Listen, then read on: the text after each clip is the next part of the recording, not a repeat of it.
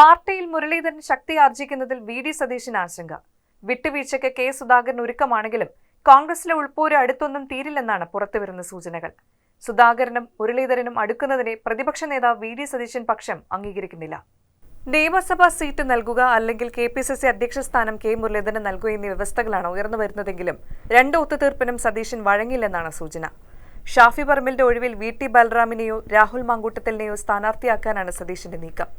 K C. വേണുഗോപാലിന്റെ പിന്തുണയോടെ അത് നടപ്പാക്കാനാകുമെന്നും അദ്ദേഹം കരുതുന്നു. കെ.പി.സി.സി പ്രസിഡന്റ് സ്ഥാനം അല്ലെങ്കിൽ സംസ്ഥാന നിയമസഭയിലേക്ക് സീറ്റ് എന്നാണ് മുരളിയുടെ നിലപാട്. ഇതിൽ രണ്ടിലും വിട്ടുവീഴ്ച ചെയ്യാൻ കെ.പി.സി.സി പ്രസിഡന്റ് കെ. സുധാകരൻ തയ്യാറാണെന്നാണ് പറയുന്നത്. ഒഴിവ് വന്ന പാലക്കാട് സീറ്റ് മുരളീധരന് നൽകാൻ സുധാകരൻ ഒരുക്കമാണ്. മുരളീധരന് വേണ്ടിയാണെങ്കിൽ കെ.പി.സി.സി നേതൃസ്ഥാനം വരെ ഒഴിയാമെന്ന അഭിപ്രായവും അദ്ദേഹം പ്രകടിപ്പിച്ചിട്ടുണ്ട്.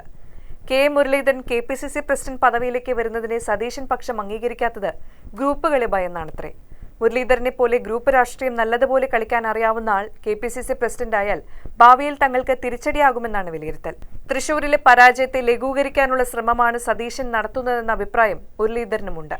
തന്നെ പന്തടിക്കുന്നവർ അതിന് പ്രാശ്ചിത്തം ചെയ്യണമെന്ന നിലപാടാണ് മുരളീധരനുള്ളത്.